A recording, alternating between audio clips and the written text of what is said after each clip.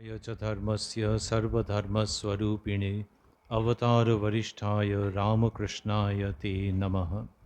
यथाग्निर्दाहिका शक्तिः रामकृष्णे स्थिता हि या सर्वविद्यास्वरूपां तां शारदां प्रणमाम्यहम्। परतत्त्वे सदा लीनो रामकृष्णसमाज्ञया यो धर्मस्थापनरतो वीरेशं तं नमाम्यहम्। আজকে পুণ্য দিন এবং পুণ্যক্ষেত্র এই ঝামাপুকুর শ্রী শ্রী রামকৃষ্ণ সংঘে আমরা যে উপস্থিত রয়েছি আজকের দিনে, এটা খুবই আনন্দের উপলক্ষ। তার কারণ এইখানে শ্রীরামকৃষ্ণ এসেছেন, তার পদধূলি ধন্য। শ্রীরামকৃষ্ণ পুজো করেছেন রাজা দিগম্বর মিত্র মহাশয়ের বাড়িতে, এবং এই ঝামাপুকুর শ্রীরামকৃষ্ণের জীবনের সঙ্গে অঙ্গাঙ্গিভাবে যুক্ত। যদি কাউকে বলা হয় যে ঠাকুর শ্রীরামকৃষ্ণ যেসব জায়গায় থেকেছেন গেছেন, তুমি সেই জায়গাগুলোর নাম বলো দেখি, তাহলে সে হয়তো প্রথমেই বলবে কামারপুকুর কি দক্ষিণেশ্বর। কোনটা এক কোনটা দুইতে বলবে জানি না তো আমরা, কিন্তু কামারপুকুর, দক্ষিণেশ্বর, কাশীপুর, শ্যামপুকুর, আর ওই যে দাদার হাত ধরে যেখানে এলেন সেটা কোন জায়গা, সেই ঝামাপুকুর। যারা একটুও চর্চা করেছেন তারাও বলে দেবেন। তাদের মধ্যে সবাই যে এখানে এসেছেন তা নয়, কিন্তু জানা আছে যে ঝামাপুকুরে শ্রীরামকৃষ্ণ এসেছেন যখন কামারপুকুর থেকে দাদার সঙ্গে চলে এলেন। তারপরেই দক্ষিণেশ্বরে তিনি উপনীত হলেন ওই দাদারই প্রায় হাত ধরে, এবং সেখানে মহা ঘটনার উন্মোচন হলো। কিন্তু তার আগে ঝামাপুকুরে যেহেতু তিনি বসবাস করেছেন, সেই জন্যে তাঁর এই পুণ্য আবির্ভাব তিথিতে ঝামাপুকুরে আমরা যখন এগুলি ভাবছি, বক্তৃতা যেমনই হোক না কেন, একটু আগে কি সুন্দর কল্যাণবাবু গান করছিলেন, সুন্দর বলে খুব কম বলা হয়, পুরো পরিবেশের সঙ্গে কীরকম মিলেমিশে যাচ্ছিল এবং সুরে সুরে ঠাকুরের অপূর্ব বন্দনা ধ্বনিত হচ্ছিল। এই সমস্ত যখন আজকের এই পুণ্য দিনে হচ্ছে, তখন বুঝতে হবে যে আমরা একটা আনন্দের এবং পবিত্রতার এবং আধ্যাত্মিকতার বাতাবরণের মধ্যে বাস করছি। সেখানে কেউ বলছে, কেউ গান গাইছে, কিন্তু যে বলুক, যে গান করুক, যে বলুক, যে শুনছে, যিনি পুজো করছেন, যিনি পুজোর বন্দোবস্ত করছেন, যিনি অতিথি আপ্যায়নে আছেন, এই সকলে মিলে, কেউ বড় ছোট এরকমভাবে আমরা ভাবছি না, যে সব কটা কাজেরই গুরুত্ব রয়েছে, আর সবাই মিলে এই উৎসবের দিনে আনন্দ করছি। উৎসব, তাহলে শব্দ যদি বার করে করে আনি, উৎসব একটা শব্দ, আরেকটা হচ্ছে জন্মদিন, আরেকটা হচ্ছে জন্মতিথি, আরেকটি হচ্ছে আবির্ভাব তিথি। তাহলে এই যে চারটে শব্দ, এই চারটে শব্দ কোনটাকে কতটা কি নেবো? হ্যাঁ, সবগুলোই সত্য তো, এমনিতে ঠিকই তো আছে। তবু যদি ভাবি যে জন্মতিথি হিন্দুরা যেরকমভাবে মানেন, সেই হিসেবে আজকে হচ্ছে জন্মতিথি, আর সেটা একটা উৎসবের রূপ নিচ্ছে। আরেকটা যেন কি বলা হলো, আবির্ভাব তিথি। তাহলে জন্মতিথি না আবির্ভাব তিথি? বলা হয় যে যাদের জন্ম পরবর্তীকালে দেখা যাচ্ছে যে এর মধ্যে একটা কিছু আছে, ব্যাপার, কিছু একটা ব্যাপার আছে, তাদেরকে বলা হচ্ছে আবির্ভাব তাদের হয়েছে। সেখানে জন্ম বললে কি ভুল হবে? ভুল হবে না, কিন্তু আবির্ভাব শব্দটার মধ্যে একটা গভীরতা রয়েছে যেটাকে লোকে পেতে চায়, যে এরা আবির্ভূত হয়েছেন। এবার শ্রীরামকৃষ্ণের ক্ষেত্রে কি হচ্ছে, এর ক্ষেত্রেও বলা হচ্ছে যে তুমি জন্মতিথি বলতে পারো, তুমি লিখতে পারো, তুমি হোয়াটসঅ্যাপে মেসেজ পাঠাতে পারো যে ঠাকুরের জন্মতিথি, কিন্তু আরও ঠিক হয় যদি তুমি বলো যে আবির্ভাব তিথি, কারণ তিনি আবির্ভূত হয়েছেন। গীতাতে যে বলা হচ্ছে যে যখন ভালো মানুষেরা অসুবিধার মধ্যে পড়ে, দুর্জনদের বাড়বাড়ন্ত হয়, তখনই আমি নিজেকে সৃজন করি, তদাত্মানম সৃজাম্যহম। তো এই যে সৃজন করি, তার মানেই হচ্ছে যে আমি জন্মগ্রহণ করি, তার থেকেও একটু যেন আরও বেশি গভীর কিছু রইল, আরও বেশি ইঙ্গিতপূর্ণ কিছু রইল, যে আমি তখনই নিজেকে সৃজন করি। কীরকম অদ্ভুত একটা ভাবনা, যে ধরা যাক যে একটা হাটের মধ্যে কিছু লোক বদমাইশি করছে, এর কাছ থেকে পয়সা কেড়ে নিচ্ছে, এ করছে ও করছে। এবার সিনেমার মতো যে ওইখানে একজন পুলিশের লোক এসে আবির্ভূত হলেন সিনেমায়। যেরকম হয় যে একটা সিনে দেখালো, হঠাৎ একটা পুলিশ কোত্থেকে এলো কি জানি, কিন্তু সে এসে একদম সমস্ত জিনিস ঠিকঠাক করে দিল, দোকানদাররা আবার নিশ্চিন্ত মনে ব্যবসা বাণিজ্য করতে পারছেন, আর এই দুর্জন যে লোকগুলো, সেগুলোর উনি ব্যবস্থা করেছেন। এই পুলিশের লোকটি এলো কোত্থেকে, অফিসারই হোক আর যেই হোক, কোত্থেকে যেন সিনের মধ্যে আবির্ভূত হলো। ঠিক সেই রকমভাবে গীতাতে শ্রী ভগবান যেটি বলছেন সেটা হচ্ছে আমি আবির্ভূত হই।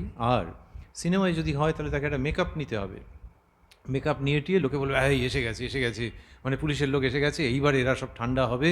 যখন কিনা হাটের মধ্যে ওই রকম বদমাইশি করছিল, লোকেদেরও খুব অস্বস্তি হচ্ছিল, তা বলে এই পুলিশটা এসে গেছে। তো তিনি কিছু মেকআপ টেকআপ নিয়ে, যাতে করে তাকে সত্যি ওখানে গিয়ে কেউ বলে দেবে, তার গায়ে লেখা থাকবে যে ইনি পুলিশ, কিন্তু যারা কিনা হলের মধ্যে দেখছে তারা দেখেই বুঝতে পারছে যে পুলিশের লোক এসে গেছে, এইবার একটা হবে, বন্দোবস্ত সব সোজা হয়ে বসেছে। সেইটা হচ্ছে যে তিনি ওই রকম পোশাক আশাক করে, মেকআপ করে নিয়ে তিনি ওই সিনটাতে আবির্ভূত হচ্ছেন। He is appearing in that scene. ভগবান নিজেকে সৃজন করছেন। যে আমি সৃষ্ট হব, কিন্তু তাতে তিনি কিচ্ছু বাইরের দিক থেকে রাখছেন না। এইখান থেকে ব্যাপারটা একই রকম হয়েও আলাদা হচ্ছে, যে তিনি বাইরের দিক থেকে পুলিশ অফিসারকে তবু মুখে চোখে গায়ের জামা কাপড়ে মেকআপের সব ব্যাপার আছে, এর কোনো মেকআপ নেই। তিনি কামারপুকুরে যখন রয়েছেন, আমাদের জয়রামবাটিতে মা শারদার মেকআপের কোনো প্রশ্ন নেই, আলাদাভাবে বাইরের দিক থেকে কিচ্ছু নেই, কিন্তু তিনি নিজেকে সৃজন করেছেন যে এই সিনটাতে আমি ঢুকবো। 1836-এ I will enter into the scene of this whole world at Kamarpukur, আমি ওই সিনে ঢুকবো। তিনি ভাবছেন যে আমি জয়রামবাটিতে ঢুকবো এবং নিজেকে সৃজন করছেন। তাহলে সৃজন করছেন বাইরের দিক থেকে যদি মেকআপ বলো সেসব নেই, কস্টিউমের দিক থেকে কিছু নেই, পোশাক আশাকের দিক থেকে কিছু নেই, তাহলে সেখান থেকে উল্লেখযোগ্য কিছু নেই। শ্রীরামকৃষ্ণ কত সময় বসে আছেন এবার বাচ্চাদের মতো দিগম্বর হয়ে, যা কাপড়ের কোনো ঠিক ঠিকানা নেই, সুতরাং এর আর মেকআপের প্রশ্ন উঠছে না। তো তাহলে ইনি সৃজন করছেন কি করে? সেটাই একটা অদ্ভুত ব্যাপার, যে তিনি কথা বলছেন যখন সব হাঁ করে শুনছে, গ্রামের মানুষ শুনেছে। কামারপুকুরে যেখান থেকে তিনি ছেড়ে চলে এসছেন, ওই যে বলছিলাম এখানে দাদার হাত ধরে ঝামাপুকুরে এসছেন, তারপর দক্ষিণেশ্বরে গেছেন, কিন্তু কামারপুকুরের লোক যখন দক্ষিণেশ্বরে গেছেন তখন সেই আমাদের গদাই কিন্তু যা বলছে তো শুনতে ইচ্ছে করে, তিনি সেটা শুনছেন। আবার সেই বিখ্যাত ডাক্তার মহেন্দ্রলাল সরকার, একটু ঠোঁটকাটা মানুষ আছেন, মুখের উপরে কথা টথা বলে দেন, ঠাকুরের থেকে বয়সে বড়, ওমা তিনিও একেবারে খুব মনোযোগ দিয়ে শুনছেন, প্রায় হাঁ করে শোনবার মতো শ্রীরামকৃষ্ণের কথা শুনছেন। পুরুষ মানুষরা শুনছেন, নারীরা শুনছেন, যাকে বিয়ে করে নিয়ে এলেন ঘরে, বিয়ে বিবাহ সঙ্গী সবই ঠিক, কিন্তু লীলা সঙ্গী বললে আরও ঠিক ঠিক হয়, যে যিনি আবির্ভূত হয়েছেন তাঁরই এরকম ব্যবস্থা। তো সেই নিজের থেকে প্রায় 19 বছরের ছোট যে বালিকা, তার সঙ্গে যখন কথা বলছেন সেও হাঁ করে শুনছে। তাকে কি বলছেন? তাকে বলছেন যে চাঁদা মামা যেমন সকলের মামা, তেমনি ঈশ্বর আমাদের আপনার জন। তার কাছে বেদ বেদান্ত উপনিষদ কিছু বলছেন না, কিন্তু সে তার স্বামী, বা ঠিক ঠিক বলতে গেলে স্বামী দেবতার মুখের পানে চেয়ে এই অমৃত কথা শুনছে, যে চাঁদা মামা যেমন সকলের মামা, তেমনি ঈশ্বর সকলের আপনার জন। আর আমরা যেখানে বসে রয়েছি জামাপুকুর রাজবাড়িতে, এখান থেকে স্বল্প দূরে বাদুরবাগানে ঈশ্বরচন্দ্র বিদ্যাসাগরের কাছে যখন বলছেন, তখন শ্রীরামকৃষ্ণ বেদ উপনিষদের কথা এইসব বলছেন। বেদ উপনিষদ, তাহলে যিনি কিনা ঈশ্বরচন্দ্র বিদ্যাসাগরকে অ্যাড্রেস করতে পারেন, তিনি তার কথা শোনেন। কলকাতা শহরের সমস্ত কৃতবিদ্য মানুষেরা শোনেন। একটি ছটফটে ছেলে, যে কিনা ওই পোশাকি ব্যবহারের এটিকেট এই সমস্ত তোয়াক্কা করে না, মুখের ওপরে উত্তর দেয় যে আপনার কোনো মনের ভুল হচ্ছে না তো, আপনি এসব বলছেন, আপনি কি আমাকে নিয়ে নরেন নরেন করে পাগল হবেন নাকি? এইরকমভাবে যিনি কথা বলেন, তাকেও তিনি যখন অ্যাড্রেস করছেন, এবং সেই নরেন্দ্রনাথ বলছেন পরে, তস্মাৎ ত্বমেব শরণং মম দীনবন্ধু। তাহলে যিনি বলেছেন যে মশাই আপনি ঈশ্বর দেখেছেন নাকি, সেই তাকে এই জায়গায় পরিণত করছেন যে আপনি আপনি আমার একমাত্র শরণ, আপনি দিনের বন্ধু। দিন মানে পয়সা করি নেই যার, সেই অর্থে নয়, মনের দিক থেকে আমার কি ছিল বলুন তো, যে বিলে যে নরেন আপনার কাছে গিয়েছিল, আর এই যে এখন জগৎ যাকে যে বিবেকানন্দ বলছে, তাকে তো আপনি ভরিয়ে দিয়েছেন, তস্মাৎ ত্বমেব শরণং মম দীনবন্ধু।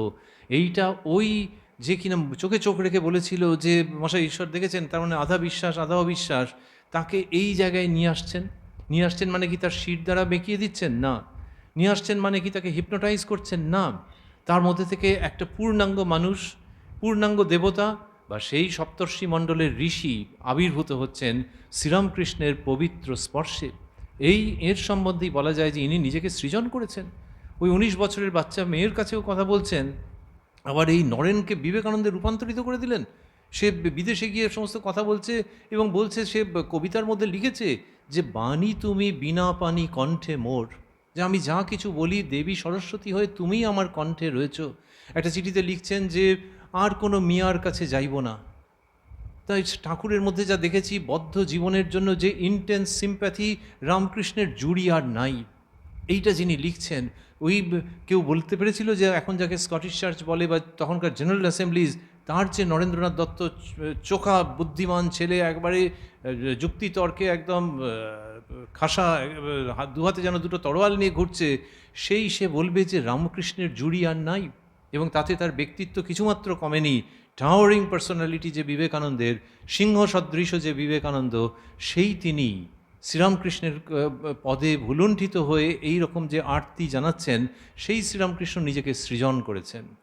ইংলিশে বলে tailor made for our mother Sarada Devi, tailor made for the world leader Swami Vivekananda. সেই রকমভাবে নিজেকে সৃজন করছেন শ্রীরামকৃষ্ণ, এবং সেই জন্য তাই বলে যে এই তুমি বলো না, জানো ওই যে চ্যাটে কি লিখেছো যে ওর বার্থডে, এটা হালকা শোনাচ্ছে। এমনকি জন্মতিথিও যে তুমি যদি লেখো হোয়াটসঅ্যাপে বা কোনো জায়গায়, এরাও হালকা শেখাচ্ছে, বলো আবির্ভাব তিথি। যে কিনা ওই বালিকা সারু বা সারদা তাঁর হৃদয় মনকে পবিত্রতা দিয়ে ভরে দিতে পারে, আকর্ষণ করতে পারে। আর যে আবার নরেন থেকে বিবেকানন্দতে পরিণত করে, come on let us not talk about any other words, আমরা বলি যে তার আবির্ভাব হয়েছিল এই জগতে। আর আমরা যারা কিনা তার কথা ভাবতে পারছি, শুনতে পারছি, পারস্পরিক আলোচনা করতে পারছি, তার ছবি শেয়ার করতে পারছি, এও তো আমাদের ধন্য আমরা।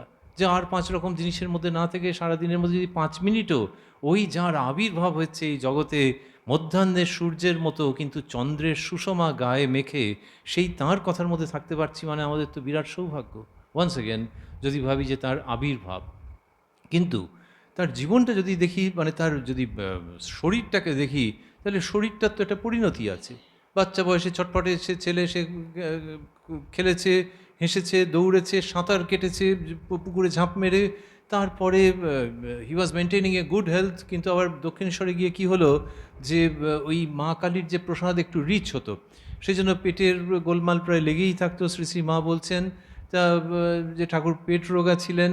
তারপরে তো সেই শরীরের অসুস্থতা হলো এবং তিনি কাশীপুর, তিনি শ্যাম্পু করে এলেন, তারপর কাশীপুরে এলেন। তারপরে ভক্তেরা ভাবছেন যে উনি কদিন আমাদের মধ্যে থাকবেন, সেই ভেবে মুখ কালো হয়ে যাচ্ছে।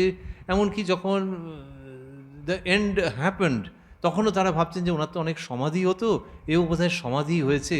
এই যা যা যা গিয়ে ডাক্তারকে ডাক, মন মানতে চাইছে না যে হি হ্যাজ ব্রিথড হিজ লাস্ট।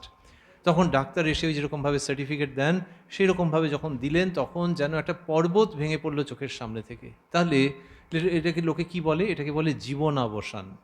যে জীবনের অবসান হলো, দেহাবসান, যে দেহটা শেষ হয়ে গেল। কিন্তু শ্রীরামকৃষ্ণই কি সুন্দর দুটো শব্দ ব্যবহার করতেন, দেহ আর দেহি।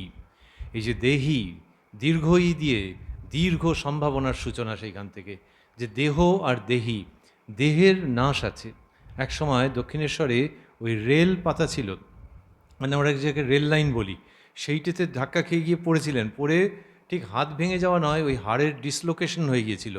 এবং হওয়াতে তখন একটা বার দিয়ে, এখনও যেরকম চিকিৎসা হয়, বার দিয়ে ব্যান্ডেজ করে রাখা ছিল যে আস্তে আস্তে আস্তে আস্তে ঠিক হয়ে যাবে। তো সেটা নিয়ে একটু কষ্ট ছিল যে হাতের মধ্যে বার দিয়ে রাখা আছে, তো ফলে দেহের মধ্যে এই পরিবর্তনগুলো আছে, যে কখনো ওইরকম ডিসলোকেশন হচ্ছে, তারপরেতে এই রকম কাশীপুরে এইরকম অবস্থা হলো, তারপরে পবিত্র অগ্নিতে তার দেহ সমর্পিত, সেই সমস্ত যা হলো টলো সেটা দেহের পরিণতি। দেহের পরিণতি কারণ কি? ওই যে দেহাবসান, দেহের অন্ত আছে, দেহান্ত আছে। তাহলে যার এরকম আছে তিনি হচ্ছে অন্তযুক্ত, এবং অন্তযুক্ত মানে স্বযুক্ত অন্ত সমান সমান শান্ত। তালবস্য নয়, দন্তস্ব, যে শান্ত আমরা বলছি, যে যার অন্ত রয়েছে, তাহলে শান্ত, দন্ত সয়াকার, দন্ত নয়তয়। তাহলে এই জীবনটা হচ্ছে, এই দেহটা হচ্ছে শান্ত। কিন্তু ভেতরে যিনি আছেন, দেহের ভেতরে যে দেহি, তিনি অনন্ত, তার অন্ত নেই, তার কোনো শেষ নেই। সুতরাং দেহটা 16ই আগস্ট 1886-তে পাস্ট অ্যাওয়ে, পাখির মতো যেন ভেতরের সেই সত্তা উড়ে যাচ্ছে, এবং সেই সত্তা সমগ্র জগতে বিচরণ করছে। আজকে ঝামাপুকুরে যখন ঠাকুরের পূর্ণ আবির্ভাব তিথিতে আমরা সমবেত হয়েছি, তখন ভাবছি যে সেই বিহঙ্গ, দেহ নির্মুক্ত যে বিহঙ্গ, তাঁরই দিকে তাকিয়ে, তাঁরই রূপে বিভোর হয়ে, তাঁরই গুণে প্লাবিত হয়ে গিয়ে আমরা তাঁরই পুণ্য কথা শ্রবণ করছি, যার দেহের অন্ত হয়েছে কোনো একটা পার্টিকুলার ডেটে। সুতরাং শান্ত জীবন, কিন্তু তার মধ্যে অনন্ত ব্যঞ্জনা, সেই প্রসঙ্গের মধ্যে আমরা রয়েছি, যে শান্ত জীবনের অনন্ত ব্যঞ্জনা। অনন্ত ব্যঞ্জনাটা কোথায়? যে মাঝে মাঝেই তার মধ্যে থেকে এমন সুর ধ্বনিত হচ্ছে, যেখান থেকে বোঝা যাচ্ছে যে না গো, এর দেহটা ওই ক্যালেন্ডারের হিসেব দিয়ে দেখলে ঠিক হবে না, ওর দেহের ধর্ম দেহের, কিন্তু এনার যে অস্তিত্ব, সেটা ক্যালেন্ডারকে ব্যর্থ করে দিচ্ছে। কালের ওপর দিয়ে এই মহাকালের অমৃত ধ্বনি আমাদের কর্ণগোচর হচ্ছে। সেইখানে শ্রীরামকৃষ্ণ যে কথাগুলি বলছেন, সেগুলো তার ওই শান্ত যে জীবন, এমনিতে তালবস্য সহায়কার দন্ত নয়তয় ঠিক আছে, কিন্তু দন্ত সহায়কার নয়তয় যে অন্তযুক্ত যে জীবন, সেই জীবনকে পরাস্ত করছে, পরাস্ত করে অনন্তকালকে স্পর্শ করে থাকছে শ্রীরামকৃষ্ণের সত্তা। তিনি বলছেন এই যে সব কথা, এখান থেকে যদি একদম বাচ্চাদের লেভেলে চলে আসি, বাচ্চাদের মতো তিনি গল্প বলছেন। গল্প বলছেন যে একটা পুকুরের 4টে ঘাট।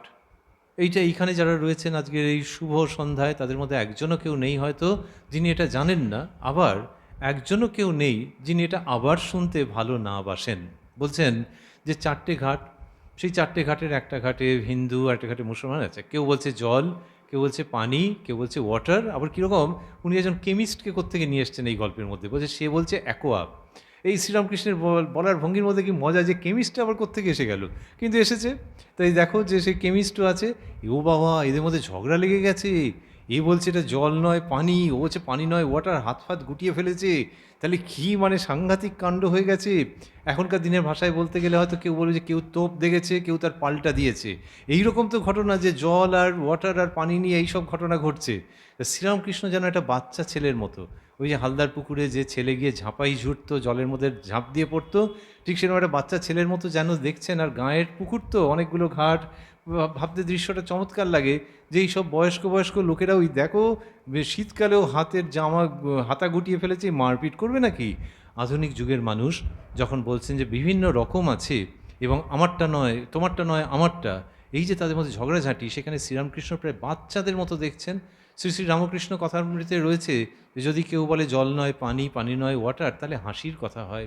এই যে হাসির কথা হয়, এটা একটা চমৎকার, যে একটা বয়স্ক মানুষের অবলোকন তিনি দেখছেন, কিন্তু একটা শিশুর মন নিয়ে, যে যা হাসি পাচ্ছে না, যে গোপওয়ালা কতগুলো লোক, বয়স্ক লোক, তারা নিজেদের মধ্যে ঝগড়া করছে। কী নিয়ে ঝগড়া করছে, এ কী অদ্ভুত ব্যাপার। যখন পাড়ায় ঝগড়া লেগে যায় ধরা যাক, তখন বাচ্চা ছেলে যেরকম অ্যামিউজড হয়ে দেখে ছেলে বা মেয়ে, যে বড়রা কী নিয়ে ঝগড়া করছে, শ্রীরামকৃষ্ণ সেই পরমহংস, সেই বালক ভাব, পঞ্চবর্ষ বালকের ভাবযুক্ত শ্রীরামকৃষ্ণ, তিনি অবাক হয়ে দেখছেন যে ঝগড়া কী করছে, তো হাসি হাসি পাচ্ছে তো আমাদের ওদেরকে দেখে। এই যিনি বলছেন, তিনি আবার বলছেন অনন্ত পথ অনন্ত মত। আমরা বলছিলাম শান্ত জীবনের অনন্ত ব্যঞ্জনা। তিনি বলছেন অনন্ত পথ অনন্ত মত। এই দুটো শব্দকে যদি নিই, আর যদি আমরা ওয়ার্ড সার্চ করি কথামৃতের মধ্যে, দেখব এই দুটো শাফল করাও আছে। কোথাও কোথাও বলেছেন অনন্ত মত অনন্ত পথ। তাহলে অনন্ত পথ অনন্ত মত, আবার পরেরটা আগে আগেরটা পরে, এই দুরকমভাবেই শ্রীরামকৃষ্ণের উক্তির মধ্যে রয়েছে। এবং সেখানে কি সুন্দর করে তিনি বলছেন যে ভগবান এই পৃথিবীতে কত রকম যে করে রেখেছেন তুমি জানোই না। যার যেরকম পেটে সয় সে সেই রকম পথ অবলম্বন করবে। ওই যে তুমি বলো না যে এটা জল নয় পানি, বা তুমি বলো না এটা পানি নয় ওয়াটার, সেরকমভাবেই তুমি কখনো বলো না যে শিব নয় বিষ্ণু, কি বিষ্ণু নয় লক্ষ্মী, কি লক্ষ্মী নয় কালী, এরমভাবে বলো না গো। তিনি নানান রকমভাবে প্রকাশিত হয়েছেন। শুধু হিন্দুর দেবদেবী নয়, অন্য যত রকমের দেবদেবী আছেন, তুমি কখনো তাদের দোষ ধরো না। জানবে যে যিনি জগৎ কারণ, এই জগৎ কারণ টারণগুলো হচ্ছে ভারী ভারী শব্দ। আসলে হচ্ছে যিনি সব কিছুর নেপথ্যে আছেন, যিনি আমাদের জন্ম দিয়েছেন, যিনি আমাদের পৃথিবীতে এনেছেন, আমাদের এনেছেন, কীট পতঙ্গকে এনেছেন, গোলাপ ফুলকে এনেছেন, তার কাঁটাকেও এনেছেন। সেই তার সম্পর্কে আমরা ধারণা করতে পারি না, অনন্ত। সেই তিনি নানান রকমের পদ্ধতি এনেছেন। এবার তুমি যে ঘরে জন্ম নিয়েছ, তোমার পরিবারের যে সংস্কার, তোমার বড়রা, তোমার আচার্যরা, তোমার গুরুদেব যেরকম শিখিয়েছেন, তুমি সেইটিকে অবলম্বন করে চলো। কিন্তু জেনো যে অন্য পথগুলো ভুল, এরকম কখনো বলো না। তাইলে ওই ঘাটের মধ্যে যে লোকগুলো এরকম শীতকালে হাতা গুটিয়ে করছিল, ওই রকম একটা হাস্যকর জিনিস হয়ে যাবে। শুধু হাসির জিনিস নয়, হাস্যকর জিনিস হয়ে যাবে। এইটা যে শ্রীরামকৃষ্ণ বলছেন, তিনি কিন্তু ওই কামার পুকুরে, হালদার পুকুরে যে ঝাঁপ মেরে যে ছেলে খেলে আর যে ছেলে সাঁতার কাটে, সেই ছেলের সেই যে সীমাবদ্ধ ছেলে, যে একটা বাচ্চা ছেলে, তো এর কতই বা বুদ্ধি। তবে হ্যাঁ, খুব লাভলি ছেলেটা, খুব আমাদের স্নেহ আকর্ষণ করছে। এই যে একটা বেষ্টনীর মধ্যে তাকে দেখছো, কিন্তু তারই মধ্যে থেকে কখনো ভেবেছিলে যে সেই ছেলে স্কুল কলেজে যাবে না, সেই ছেলে বিরাট লেখাপড়া করবে না, কিন্তু সেই ছেলে বলবে পরবর্তীকালে যে অনন্ত পথ অনন্ত মত। তাহলে সেই শান্ত, সেই সীমাবদ্ধ অস্তিত্বের মধ্যে থেকে এই অনন্ত অস্তিত্ব এবং অনন্ত আশার কথা আসছে, যে ভগবান এরকম করেছেন। আর আমরা যখন বক্তৃতার মধ্যে রয়েছি, তখন কখনো কখনো সিরিয়াস হয়ে যাচ্ছে।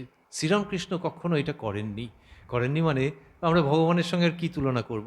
তো তিনি কি করছেন, তিনি কিছুক্ষণ বোঝাচ্ছেন, আবার মজার মজার উদাহরণ দিচ্ছেন। একটা বাড়িতে মাছ এসেছে, আর মা কি করছে, যে যার যেরকম পেটে সয় সেরকম করছে। আচ্ছা, এটা বললেই হতো, ও মা তারপর আরও বলছেন কি সুন্দর, বলছেন কারোর জন্য মাছের পোলোয়া, কারোর জন্য মাছের কারোর জন্য মাছের চচ্চড়ি, কারোর জন্য বা মাছের অম্বল করেছেন। তাহলে কোথায় পোলোয়ার কোথায় অম্বল? তবে কথার মধ্যে দিয়ে নিয়ে এলেন যে যার যেটা পেটে সয়। তার মানে এই যে অম্বল খাচ্ছে, ও যদি পোলোয়া খায়, তো সে আর তোমায় বলার ব্যাপার নেই, তুমি বুঝে নাও কী অবস্থা হবে। এই রকম মজা করতে করতে যেটা বোঝাচ্ছেন সেটা হচ্ছে যে সেই একই মাছের পুষ্টি, কিন্তু যার যেটা পেটে সয় সেরকমভাবে মা পরিবেশন করেছেন, মা সেরকমভাবে রেঁধেছেন, কষ্ট করে রেঁধেছেন যে অনেকগুলি ছেলে মেয়ে তার যার যেটা, কিন্তু সেই একই মাছ যাতে পেটে যায়, সেরকম ঈশ্বরীয় ভাব, সেই একই ভাব যাতে ভেতরে যায়, সেই জন্য তিনি নানান রকম করে রেখেছেন। কোথাও মুসলমানের উপাসনা ক্ষেত্র, কোথাও কীরকম সুন্দর বিশাল বড় চার্চ, আর কোথায় দেখো একটা পুরনো কিন্তু খুব পরিষ্কার পরিচ্ছন্ন শিব মন্দির। তাহলে ওই চার্চের সঙ্গে শিব মন্দিরের কোনো মিল আছে? কিন্তু জানবে ওটা মায়েরই সৃষ্টি। ওই কোথাও একটু চচ্চড়ি ভাজা, কোথাও পোলোয়া, এরকম নানান রকম করে রেখেছেন। তুমি যেখানটাতেই ঢোকো না কেন, তুমি যদি শুদ্ধ চিত্ত হও, তুমি যদি ব্যাকুলতা নিয়ে তাকে ডাকো, তাহলে তুমি তাঁকেই পাবে, যাকে নিয়ে না কিছু অজ্ঞান লোক এরকম মারপিট করে। স্বামী বিবেকানন্দ বলছেন যে আমার এই যে শরীরটা, এই শরীরটাকে একটা ব্যবহৃত জামার মতো আমি একদিন হয়তো ফেলে দিয়ে চলে যাব। অর্থাৎ বলতে চাইছেন যে এই শরীরটাকে নিয়ে না আমার ভাবনা আছে, না আপনারা এটা নিয়ে ভাববেন, কিন্তু আমি কাজ করা থামাবো না ততদিন পর্যন্ত যতদিন না সমগ্র জগৎ জানবে যে সে ঈশ্বরের সঙ্গে এক। I shall not cease to work till the world will know that it is one with God. আমি ততদিন পর্যন্ত, এইরকম বলছেন। আরেক জায়গায় বলছেন যে আমি হিন্দুর সঙ্গে উপাসনা করব, মুসলমানের সঙ্গে করব, খ্রিশ্চানের সঙ্গে করব, এবং আরও যত যত পদ্ধতি আসতে পারে সব কিছুর জন্য আমার হৃদয়কে উন্মুক্ত রাখবো। কি সুন্দর করে বলেছেন যে হিন্দুর যে পথ, মুসলমানের যে পথ, খ্রিশ্চানের যে পথ, আমি সেইগুলো করব জানো, আর আমি আমার হৃদয়কে উন্মুক্ত রাখবো for all that may come in the future. যে ভবিষ্যতে হয়তো আরেকটা কোনো উপাসনা পদ্ধতি হবে, আরেক রকমভাবে লোকে ভগবানকে নিয়ে ভাববে, হাসবে, গান গাইবে, নাচবে, উৎসব করবে। আমি অলক্ষ্য থেকে সেই সমস্ত কিছুর জন্য আমার হৃদয়কে উন্মুক্ত রাখবো। Which reminds us of Sri Ramakrishna of Dakshineswar, who said অনন্ত পথ অনন্ত মত। এই যে শান্ত একটা দেহ, অন্তযুক্ত দেহ, তার মধ্যে থেকে এই অনন্তের জায়গা আসছে। আর শ্রীরামকৃষ্ণ ভগবানের অস্তিত্ব, সেই ব্রহ্মের অস্তিত্ব সম্পর্কে বলেছেন যে যে মানে অনেক সময় হয়ে যায় যে একটা সহজ করে ধর্মকে বললাম যে তুমি কৃষ্ণের উপাসনা করছো, তুমি কালীর উপাসনা করছো, ও জিসাসের উপাসনা করছে, এই সবগুলোই ঠিক আছে। কিন্তু শ্রীরামকৃষ্ণ আবার এটাকে অন্য উচ্চতাতেও নিয়ে যাচ্ছেন, যে যখন করতে করতে করতে করতে তুমি আরও এগোবে, তখন দেখবে যে তিনি অনন্ত স্বরূপ। তিনি অনন্ত স্বরূপ, সেই তিনি এই রকমটি হয়ে ধরা দিয়েছেন। কীরকম বলছেন? বলছেন যে পাখি যতই ওপরে উঠুক তারও ওপরে আছে। কি অসাধারণ! বিজ্ঞানের দিক থেকেও এটা ভাববার মতো। বিজ্ঞান এটাকে ভাবে, এবং এই উচ্চারণের মধ্যে দিয়ে এক অদ্ভুত কাব্যিক সত্যের উন্মোচন আছে, যে সত্যি সত্যি একেবারে ওপরে, এটা কি আমরা জানি নাকি, যত ওপরে যাবে তারপর দেখবে আরও ওপরে আছে। সুতরাং তোমার কৃষ্ণ সাধনা, তোমার নিরাকার সাধনা, তোমার বাল গোপালের সাধনা আরও আরও ওপরে উঠুক, আর তুমি জানবে তারও ওপরে আছে। এটা নিয়ে আসছেন। একে কি ধর্মবেত্তা বলবো, না গণিতজ্ঞ বলবো, না দার্শনিক মানুষ বলবো, নাকি পরম কারুণিক ভগবান বলবো, যে এই অসাধারণ জায়গাকে আমাদের সাধারণ অন্তরের মধ্যে নিয়ে এসে সেখানেও অসাধারণত্বের রং লাগিয়ে দিচ্ছেন। হোলির কিছুদিন আগে এইসব কথা ভাবছি। This holy spirit of Sri Ramakrishna, যিনি কিনা এইটি করছেন আমাদের কাছে, যে এই অনন্ত রয়েছে, সুতরাং তুমি যত পারো এগিয়ে যাও। শোনো, তোমাদেরকে আগার একটা গল্প বলি, তাঁরই ভঙ্গি। তিনি বলছেন যে এক কাঠুরে, সে কাঠ কাটতে বনেতে যেত। মানে গল্পের খাঁজে খাঁজে রহস্য আছে, যে বন মানে ওরে বাবা গা ছমছম করা।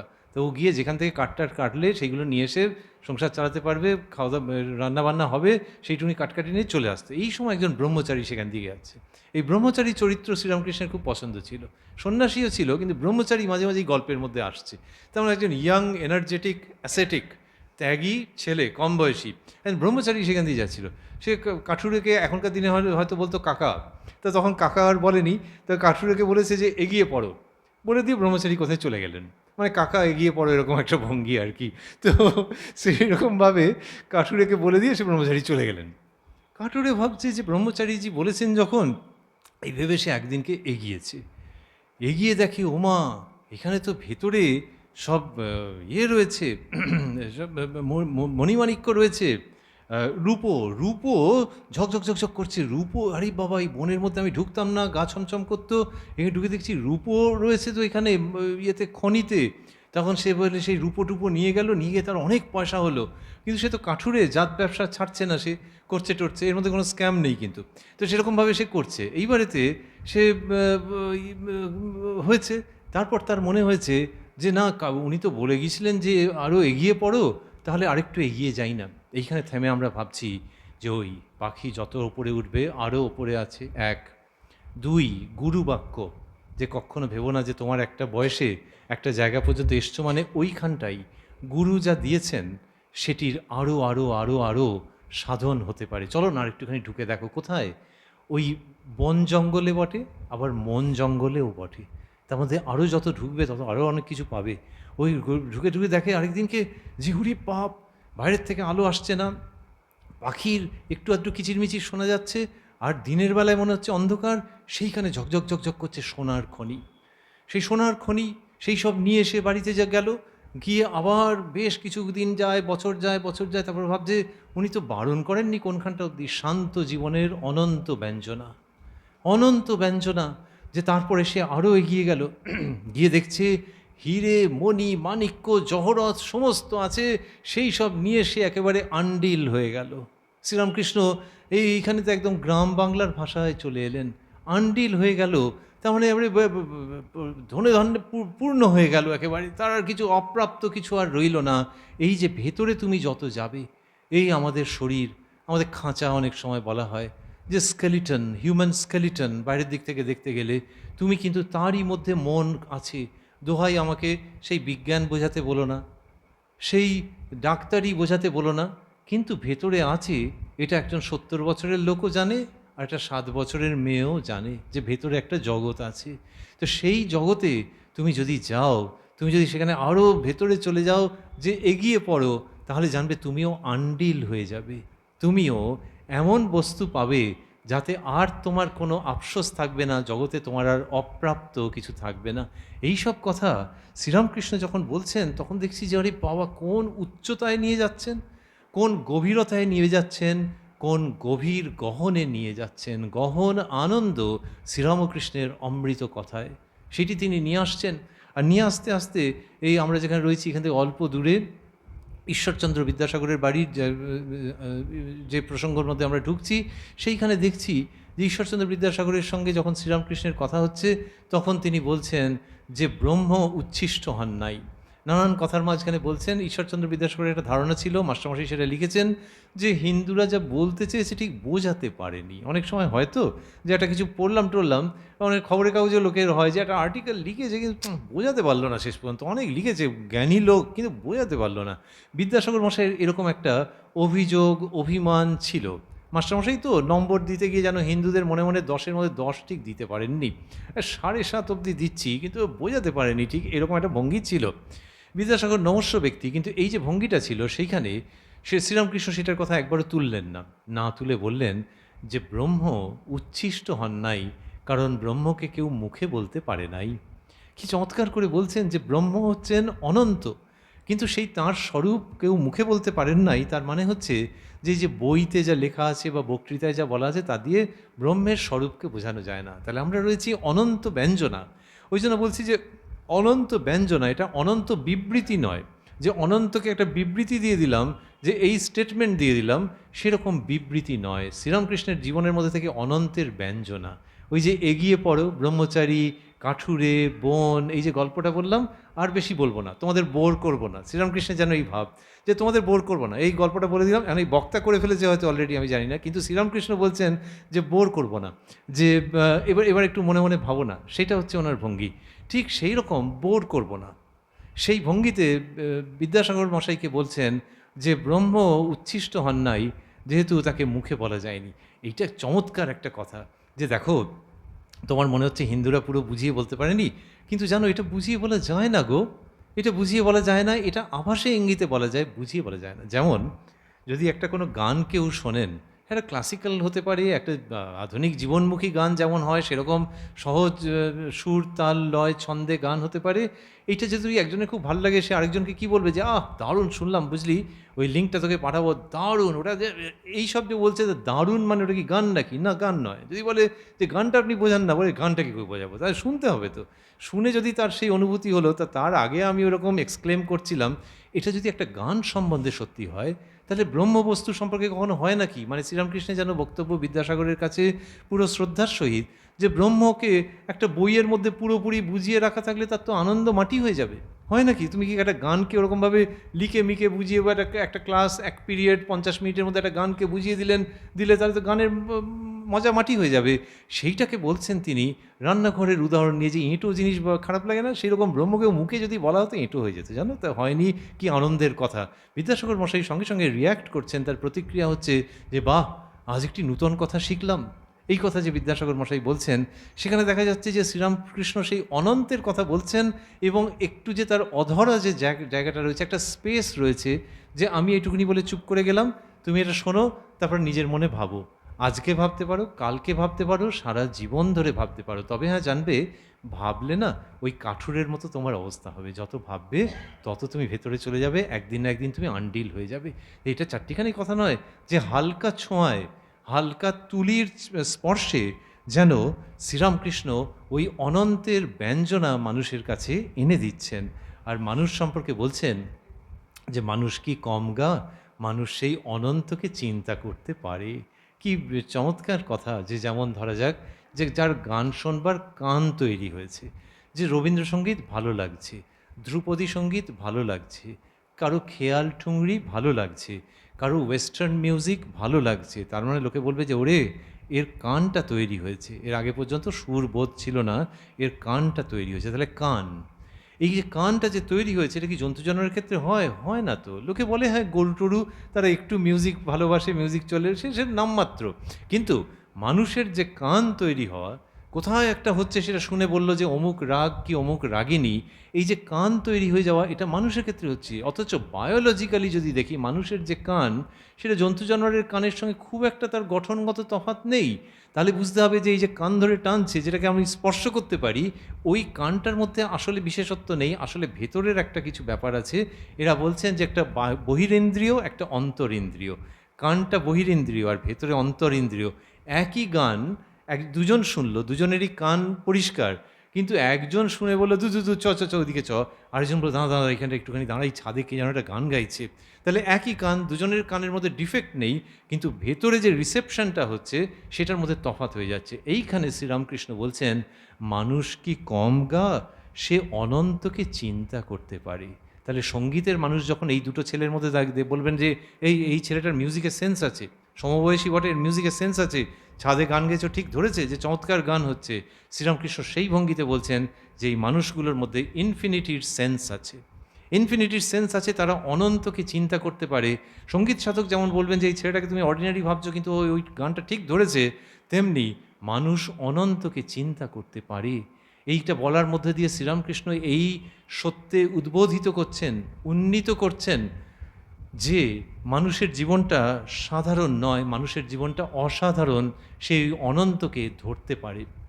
শুধু গানটা শোনবার জন্য একটা ট্রেনিং লাগে, যে শুনতে শুনতে শুনতে শুনতে তারপর ওই কানটা তৈরি হয়, খেলতে খেলতে ওই ব্যাপারটা তৈরি হয়, রান্না করতে করতে রান্নায় পারদর্শিতা আসে। তেমনি ভগবত চিন্তা করতে করতে ভগবানকে অনুভব করবার কান, মন, প্রাণ তৈরি হয়। এইটা শ্রীরামকৃষ্ণ যে এনে দিচ্ছেন, সেইটির জন্য আমরা দেখছি যে আরে বাবা, পাখির কথা বললেন, যে পাখি যত ওপরে ওঠে আরও ওপরে আছে, এ তো মনে হচ্ছে বিজ্ঞানের প্রতিধ্বনি পাচ্ছি এর মধ্যে দিয়ে, নাকি এটাই অন্তর্বিজ্ঞান আর বহির্বিজ্ঞান এরই প্রতিধ্বনি, এইরকমভাবে বলছেন। আবার বলছেন যে মানুষ কি কম গা, অনন্তকে চিন্তা করতে পারে। তাহলে শান্ত জীবনের মধ্যে থেকে এই অনন্তের রাগ বিস্তার হচ্ছে শ্রীরামকৃষ্ণের অস্তিত্বের মধ্যে দিয়ে। এই এক বিরাট ঘটনা। তাহলে শ্রীরামকৃষ্ণ কে, যার সম্পর্কে আমরা বলছিলাম যে তার জন্ম এরকম বলে না, একটু হালকা শোনায়, তার আবির্ভাব। এই যে আবির্ভাব, তো লোকে বলছে যে যিনি কিনা এইরকম সহজ করে বোঝাতে পারছেন, কিন্তু বোঝাতে পারছেন, এটা যদি ক্ষমতাটা ভাবি, যে একজন কেউ অঙ্ক খুব সহজে বুঝিয়ে দিতে পারেন, তাহলে তিনি কে? যার কাছে আমি স্কুলে পড়ার সময় পড়েছি, তিনি হতে পারেন। আমার বিশ্ববিদ্যালয়ের কোনো অধ্যাপক হতে পারেন। অঙ্কটা খুব সহজ করে আমি এতদিন যে পড়েছি, উনি একদিন একটা বললেন, বলতেই ব্যাপারটা ক্লিয়ার হয়ে গেল। আমার নিজের জীবনে বিশ্বাস করুন এরকম হয়েছে। আমি যখন কমপ্লেক্স নাম্বার পড়েছি, একটা জায়গা আমার কাছে পরিষ্কার ছিল না।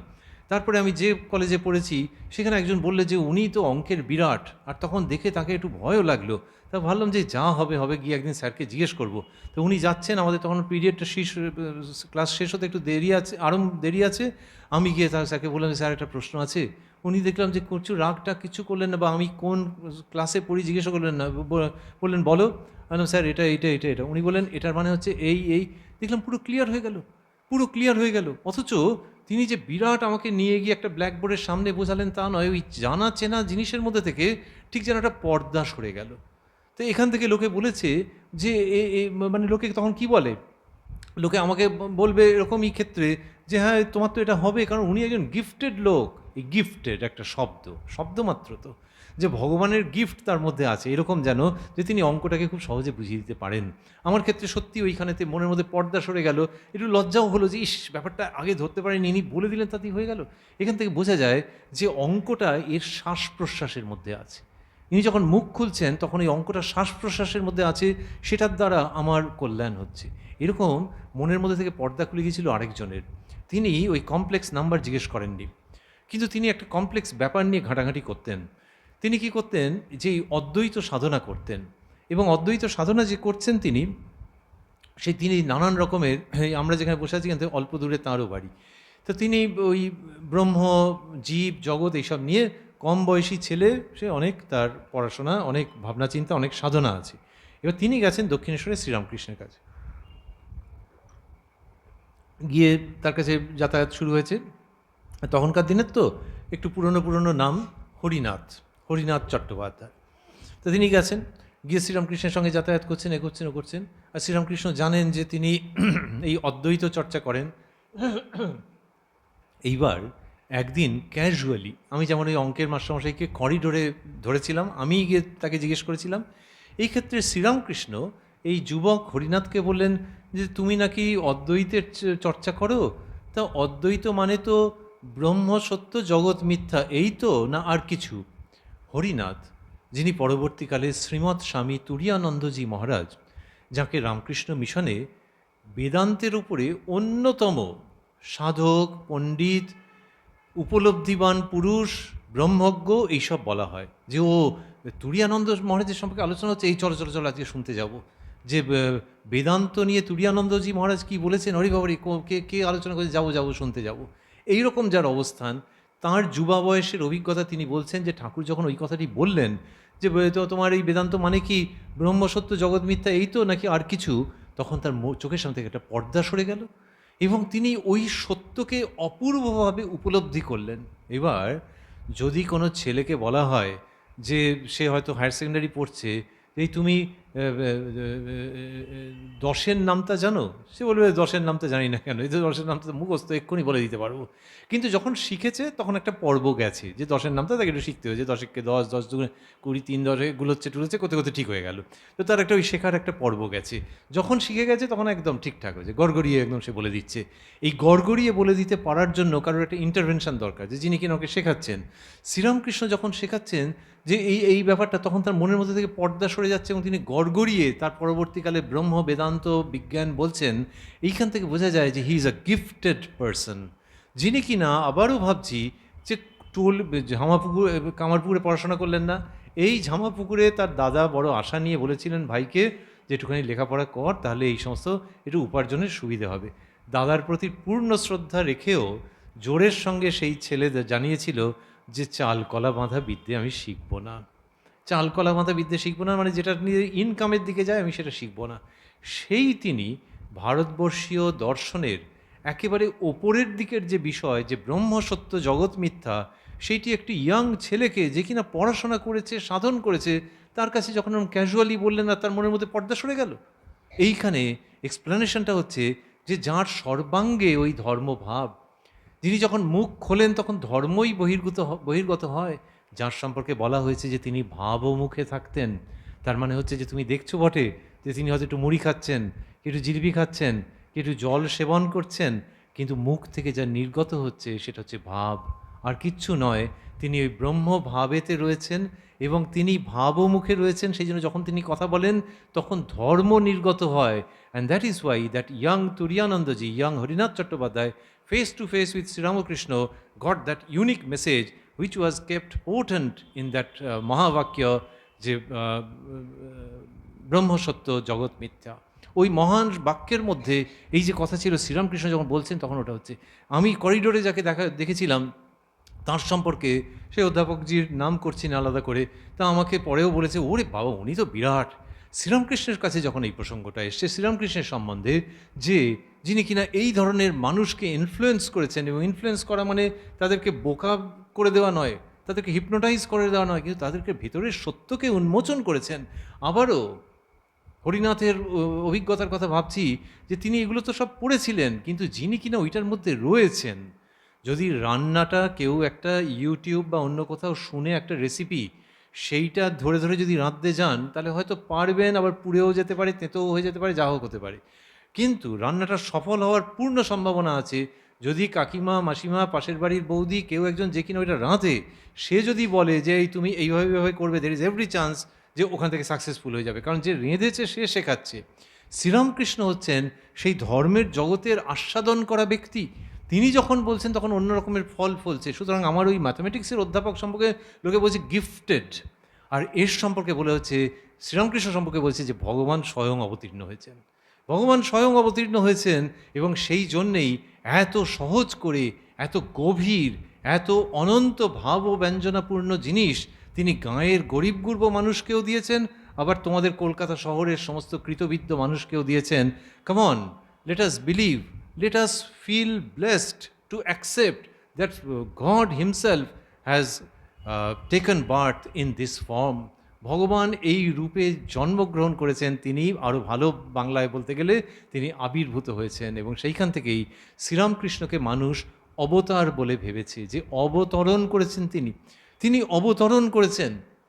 ধরা যাক মাঠে খেলা হচ্ছে, ফুটবল খেলা হচ্ছে, এবং দুটো দল রয়েছে, এই সময় একজন লোক, দুটো দলের মধ্যে খেলা হচ্ছে এবং কেউই কিছু কবজা করতে পারছেন, ভালো করে করতে পারছে না।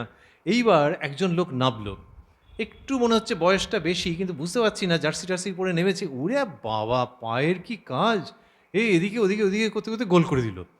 আবার কিছুক্ষণ বাদে আর এটা করতে করতে করতে করতে ওই দিকের গোল লাইন থেকে নিয়ে এসে গোল করে দিল।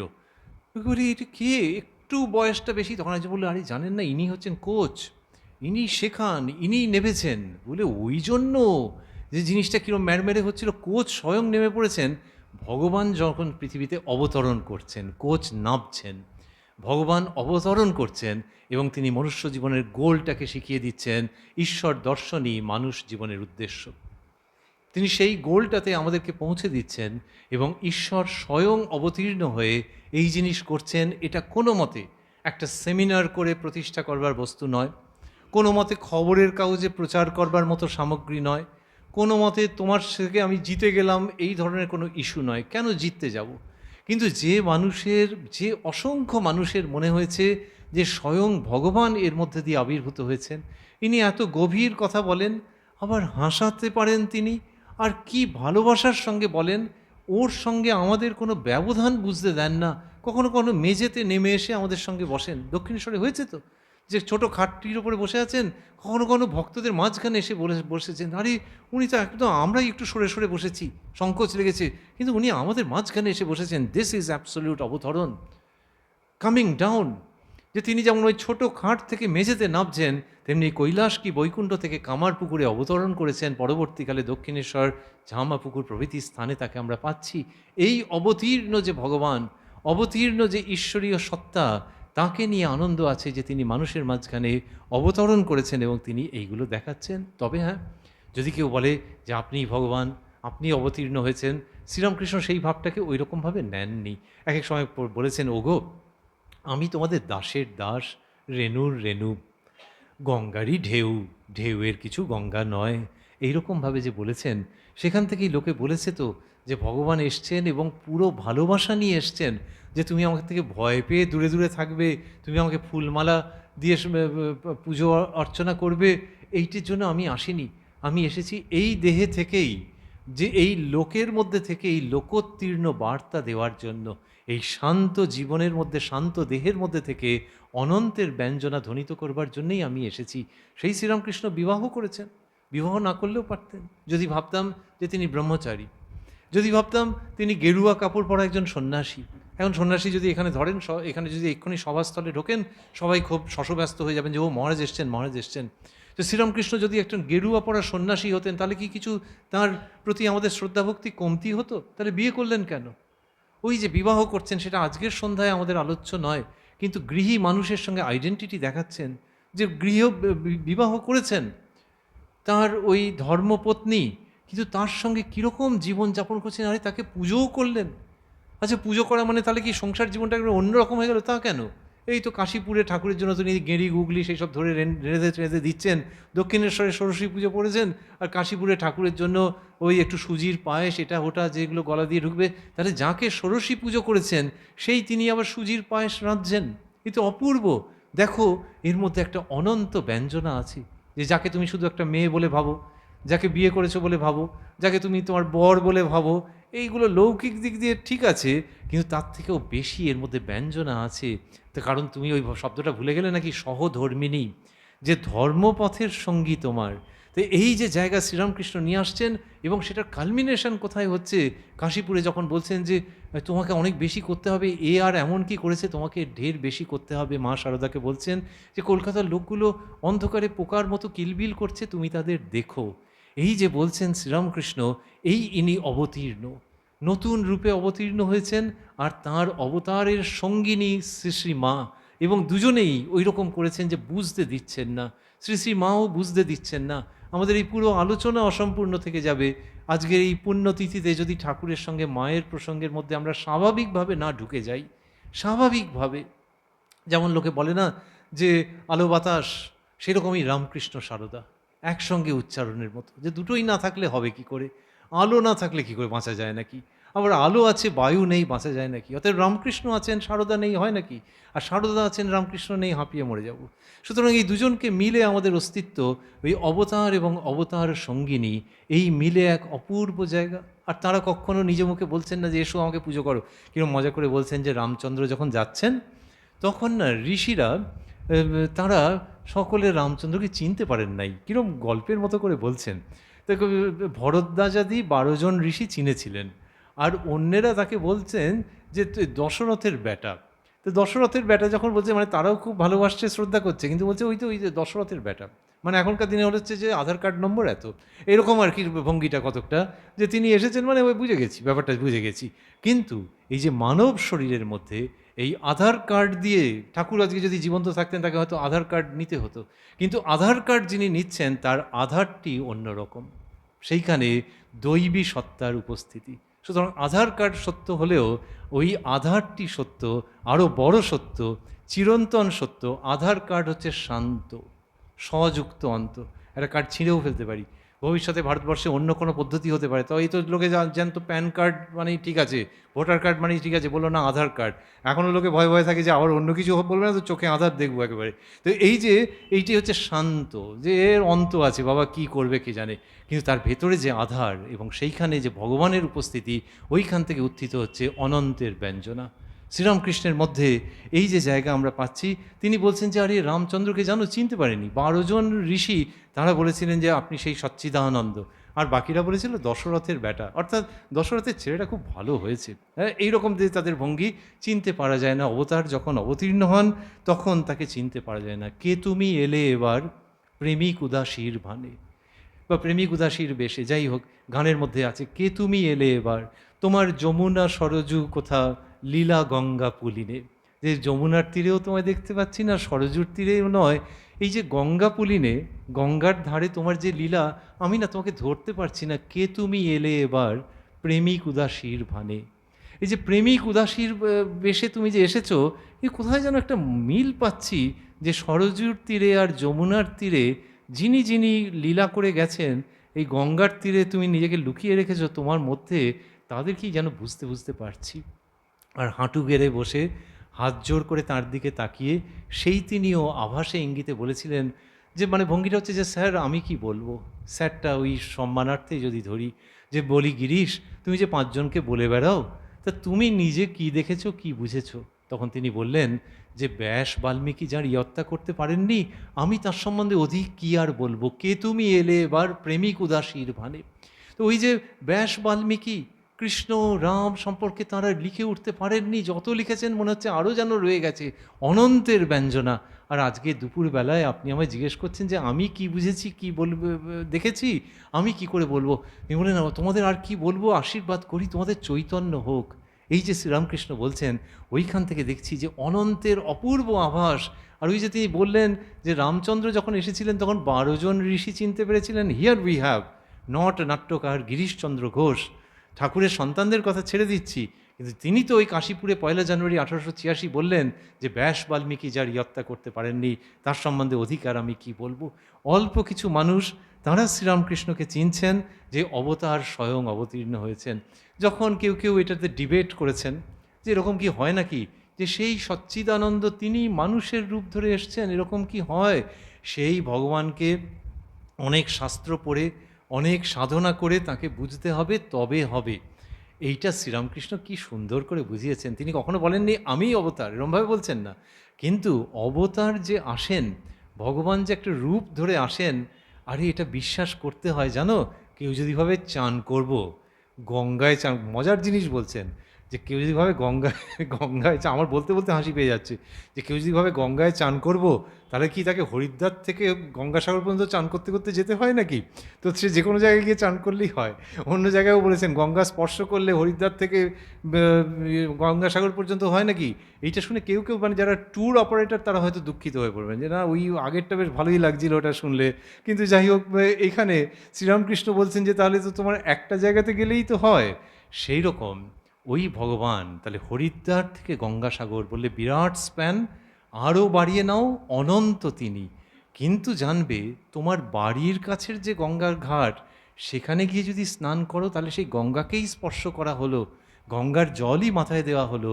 তেমনি এবার বাকিটা ভেবে নাও, তেমনি রামচন্দ্রকে যিনি দেখেছেন, শ্রীকৃষ্ণকে যিনি দেখেছেন, কৃষ্ণকে যিনি দেখেছেন, রামকৃষ্ণকে যিনি দেখেছেন, রামকৃষ্ণকে যিনি দেখেছেন, রামকৃষ্ণকে যিনি স্পর্শ করেছেন, রামকৃষ্ণকে যিনি ভালোবেসেছেন, রামকৃষ্ণের কথা শুনে যিনি হেসেছেন, রামকৃষ্ণের কথা ভেবে যিনি কেঁদেছেন, এদের প্রত্যেকেরই সেই সচ্চিদানন্দকে দর্শন, স্পর্শন, অবগাহনের অনুভূতি হয়েছে গো। এই জায়গাটা শ্রীরামকৃষ্ণ তো এনে দিচ্ছেন যে এই মানুষের শরীরের মধ্যেই তিনি অবতীর্ণ হন। গরুর বাঁট, বলছেন যে গরুর সব শিঙেরও উপকারিতা আছে, এ আছে ও আছে, কিন্তু গরুর দুধ তার বাঁট থেকে আসে। অবতার হচ্ছেন সেই গরুর বাঁট, যে তিনি যুগে যুগে আসেন এবং সেই তাঁকে নিয়ে মানুষের খুব আনন্দ হয়। এই যে আমরা বলছিলাম শ্রীরামকৃষ্ণকে কেউ দর্শন করেছেন, কেউ স্পর্শন করেছেন, আবার কেউ তার কথা ভেবেছেন। আচ্ছা, তাহলে যিনি দর্শন স্পর্শন করেছেন তার সঙ্গে যিনি ভেবেছেন তিনিও কি এক? জানি না আমরা। কিন্তু শ্রীরামকৃষ্ণকে ভাবা, তাঁর পুণ্য নামে আনন্দ করা, এর মধ্যে অনেক সম্ভাবনা আছে। শ্রীরামকৃষ্ণই বলছেন, শব্দকে নিয়ে কি সুন্দর খেলিয়েছেন। যেমন বলছেন দেহ আর দেহি, তেমনি বলছেন নাম নামী অভেদ। তার মানে তুমি যখন নাম করছো আর যদি তোমার সেটাতে আনন্দ হয়, তাহলে জানবে যে তোমার মনের দরজায় সেই নামই, অর্থাৎ নামটার যিনি অধিকারী, নামটা যাঁর, তিনি তোমার মনের দরজায় কড়া নাড়ছেন। তা নাহলে এই নাম করতে তোমার ভালো লাগতো না। তাহলে ভগবানের নাম করতে ভালো লাগছে মানে নামই এসে গেছেন গো। তুমি আর বেশি সাংসারিক 14 রকম জিনিসের মধ্যে থেকো না। কোলাহলের মধ্যে কোলাহল তো বারণ হলো। তো এইবারেতে সেই সময় এসেছে যে তার সঙ্গে কানে কানে কথা হবে। অতএব নাম নামই অভেদ। তাই শ্রীরামকৃষ্ণকে যিনি দর্শন করেননি, স্পর্শন করেননি, তাঁকেও শ্রীরামকৃষ্ণ স্পর্শ করছেন যখন নামের মধ্যে দিয়ে তার আনন্দ হচ্ছে, যে অন্তরে তিনি স্পর্শ করছেন, নাহলে এরকমটা হয় না। দক্ষিণেশ্বরের যে কুঠিবাড়ি, কুঠিবাড়িতে উঠে শ্রীরামকৃষ্ণ হাঁক দিতেন যে ওরে তোরা কে কোথায় আছিস আয়। এটা কোন সময়?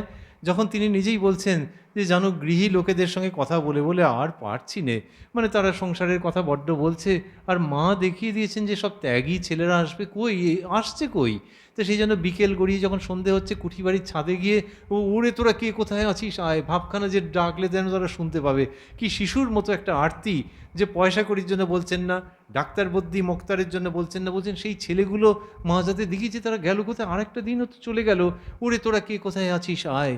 পরবর্তীকালে বলা হয়েছে যে এই যে শ্রীযুক্ত নরেন্দ্র, শ্রীযুক্ত রাখাল, শ্রীযুক্ত বাবুরাম, শ্রীযুক্ত তারকনাথ প্রমুখ যে এসছেন, ওই ঠাকুরের আহ্বানে এসছেন শ্রীযুক্ত বাবুরাম। তার মধ্যে শ্রীযুক্ত বাবুরাম স্বামী প্রেমানন্দজি মহারাজ তিনি ভক্তদেরকে বলতেন যে আরে তোমরা তো আমাদের থেকে এগিয়ে। ভক্ত বলছে মহারাজ কী বলছেন কী বলছেন? বলে আরে আমরা তো তাকে দেখে এই পথে এসেছি, তোমরা না দেখে তাকে এই পথে এসেছো, এইরকম বলছেন। কথাটা উড়িয়ে দেওয়ার মতো নয়, অত্যন্ত স্নেহের সঙ্গে বলা। আর বলছেন যে ওই যে ঠাকুর বলতেন না যে ওরে তোরা কে কোথায় আছিস আয়, সেটা শুধু আমাদের জন্যে নয় তোমাদের জন্যেও, নাহলে তোমরা এলে কী করে। তাহলে এই অনন্তের আহ্বান কিন্তু আমাদের কানে ধ্বনিত হচ্ছে যে মুহূর্তে ঠাকুরের কথা ভাবতে আমাদের ভালো লাগছে, সেই প্রসঙ্গের মধ্যে আমাদের থাকতে ভালো লাগছে। ঠাকুর শ্রীরামকৃষ্ণ অনন্তের কথা আরেক জায়গায় বলছেন যে সেখানে কীরকম একটা যেন জল, এবং জলের মধ্যে ঢেউ, আবার কোথাও কোথাও জল শান্ত, আবার জল কনকনে ঠান্ডা, এই রকম একটা ভিডিওগ্রাফিক এফেক্ট আছে। শ্রীরামকৃষ্ণ বলছেন যে ঈশ্বর অনন্ত, সচ্চিদানন্দ তিনি অনন্ত। আবার কোথাও কোথাও কীরকম হয়েছে, কি সুন্দর বলছেন যে কোথাও কোথাও ওই যে কী হয়, জল যখন খুব ঠান্ডা হয়ে যায় তখন সেখানে বরফ হয়, আর বরফ কী হয় জলের মধ্যে ভাসে, তো তার একটা রূপ হয়, হয়তো দূর থেকে একটা রাজার মতো দেখাচ্ছে, কি একটা সেনাপতির মতো দেখাচ্ছে, হিম শৈল।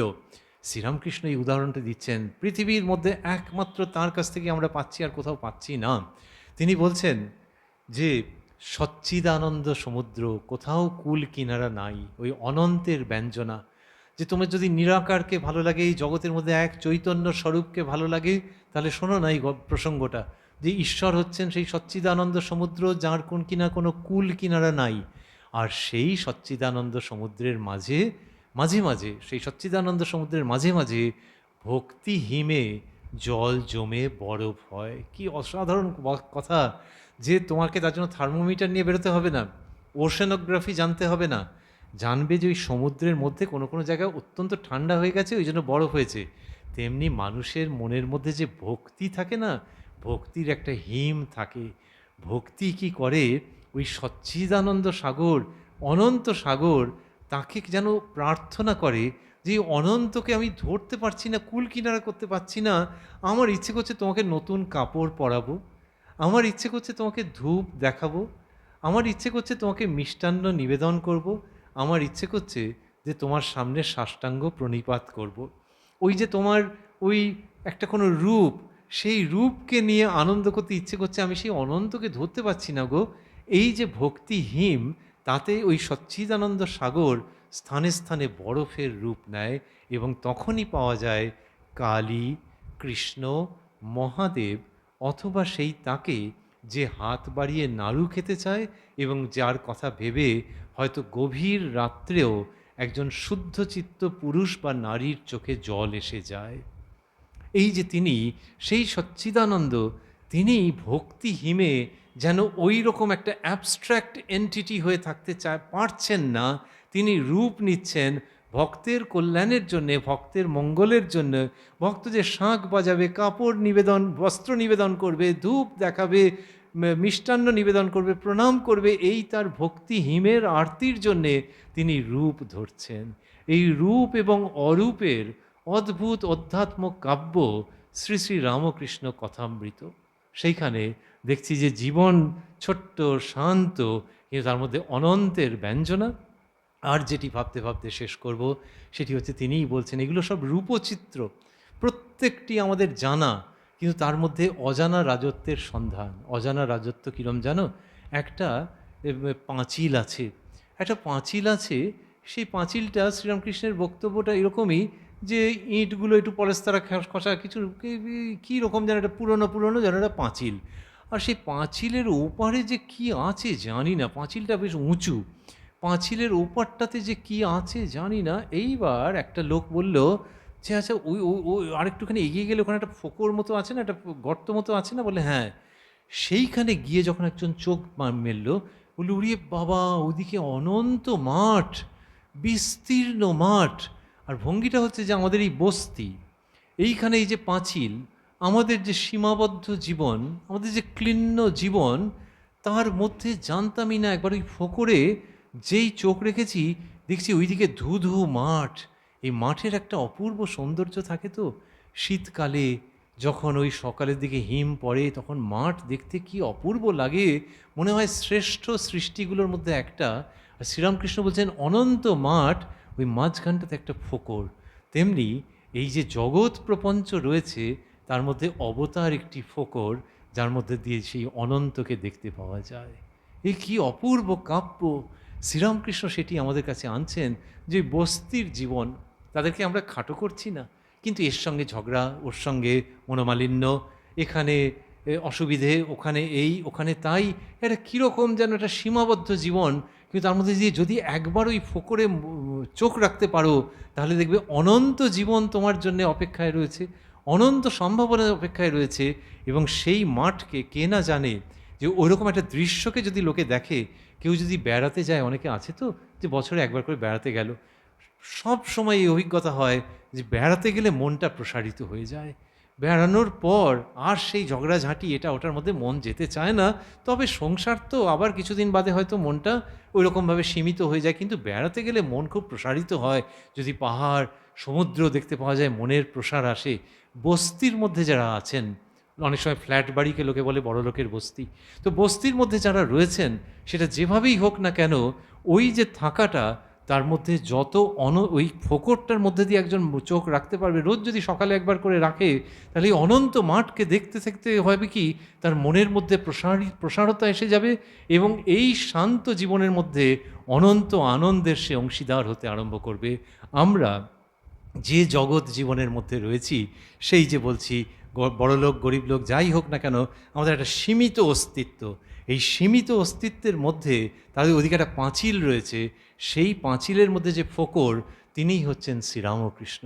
সেই শ্রীরামকৃষ্ণ, সেই অবতার পুরুষ, তার মধ্যে দিয়ে যদি আমরা তাকাই, তাঁর ভাবে যদি গান গাই, তাঁর শ্রীমুখ নিঃসৃত অমৃত বাণী যদি শ্রবণ করি, সেইভাবে যদি আমরা টেক্সট মেসেজিং শেয়ার করি, বক্তৃতা শুনি, যেভাবেই হোক তাঁর চিন্তার মধ্যে থাকি, তাহলে কিন্তু আসলে ওই ফোকরের মধ্যে চোখ রাখা, শ্রীরামকৃষ্ণ অবতার, সেই তার মধ্যে দিয়ে চোখ রাখা, এবং এই শান্ত জীবনকে অতিক্রম করে অনন্ত অমৃতের অধিকারী হওয়া। এই পর্যন্ত। ধন্যবাদ, নমস্কার।